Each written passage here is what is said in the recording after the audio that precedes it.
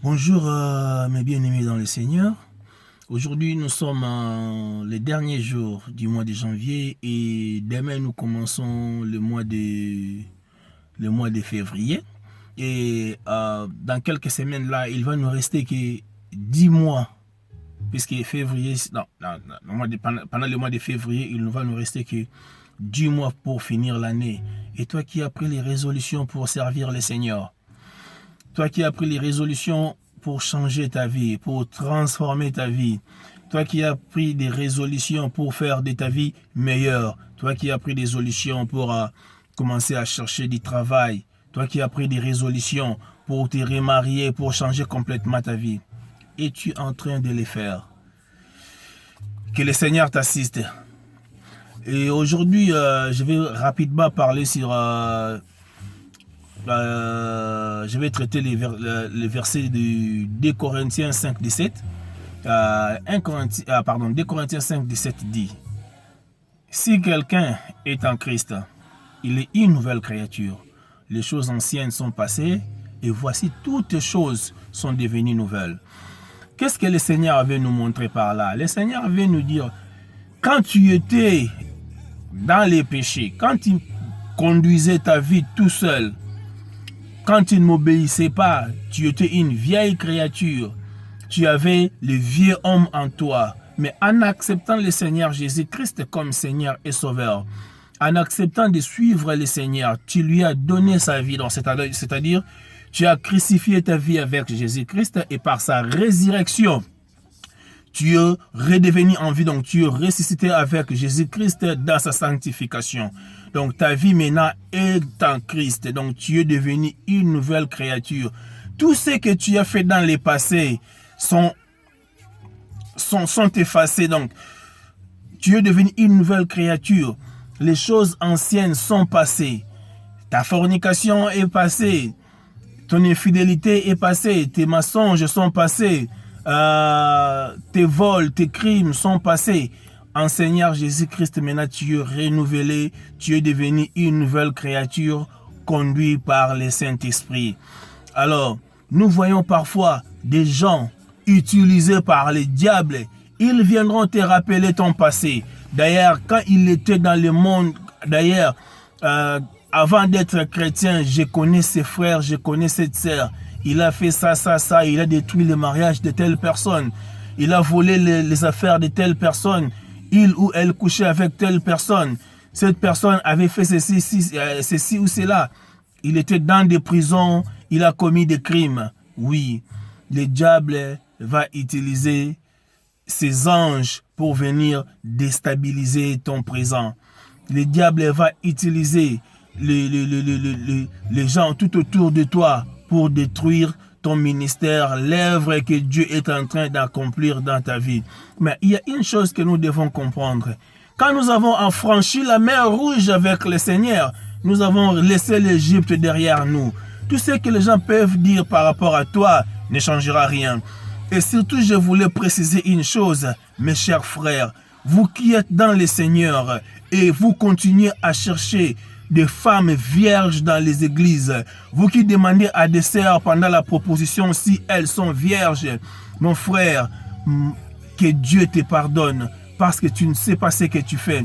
Car la Bible nous dit, cette sœur qui était prostituée hier, cette sœur qui avait couché avec beaucoup d'hommes, cette sœur qui marchait dans la débauche, cette sœur qui avait commis l'adultère, la fornication et j'en passe.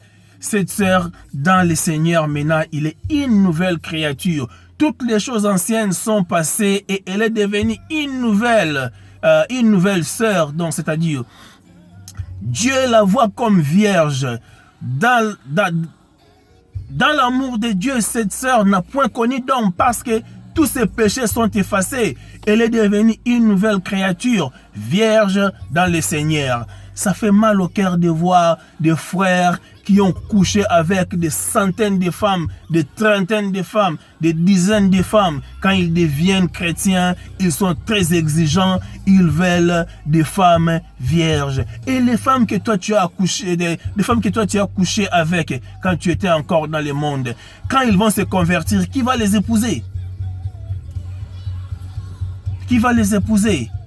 nous devons comprendre une chose. Une femme qui a déjà connu d'homme, quand elle est dans le Seigneur, c'est une nouvelle créature. Tu ne peux pas juger quelqu'un par rapport à son passé, mais tu juges quelqu'un par rapport à son présent.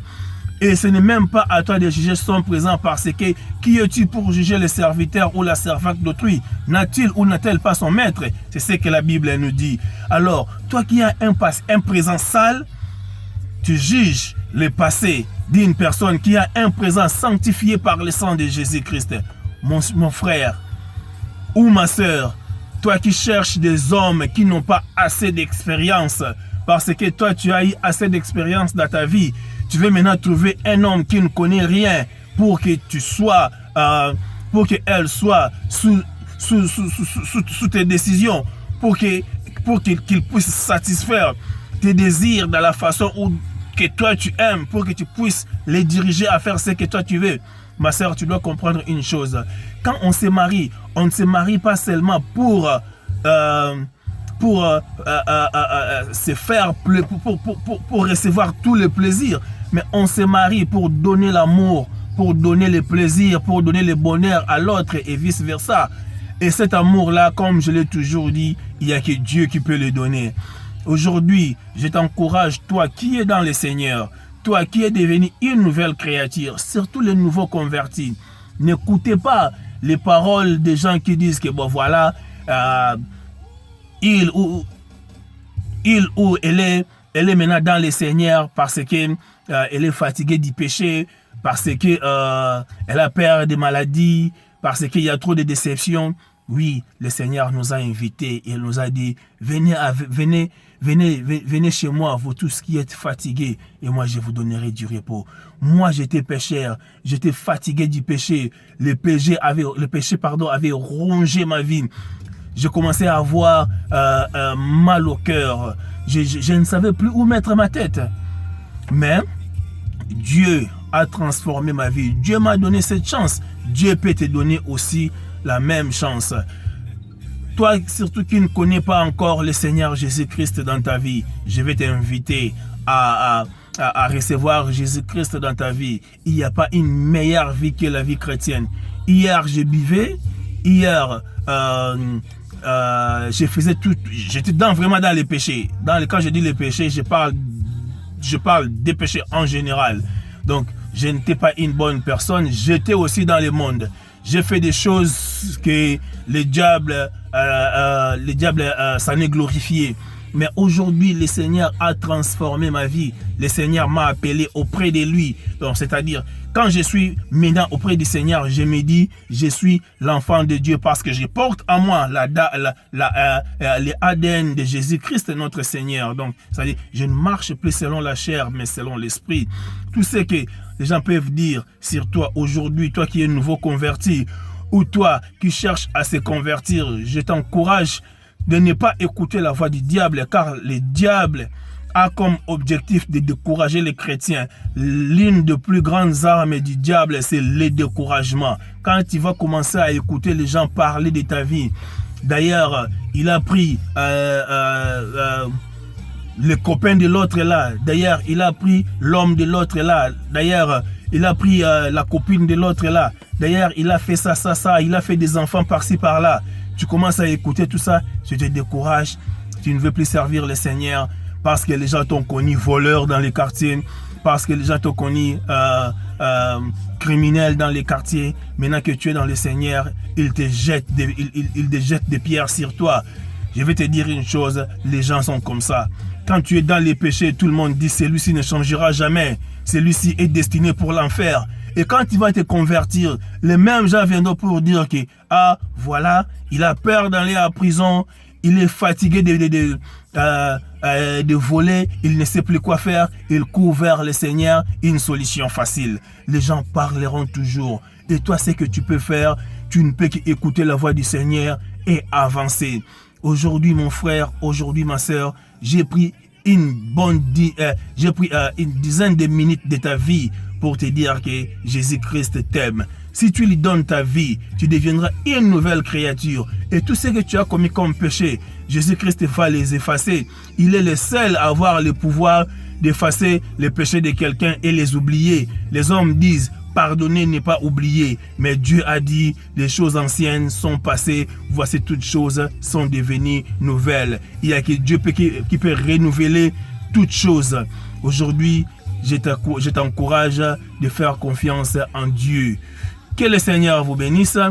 Demain, c'est le mois de février. Comme j'ai dit, le mois de février sera pour toi une période de bénédiction et de miracles. Faisons confiance en notre Dieu. Et le 1er mars, nous allons témoigner sur le mur de île de Patmos Mission Évangélique.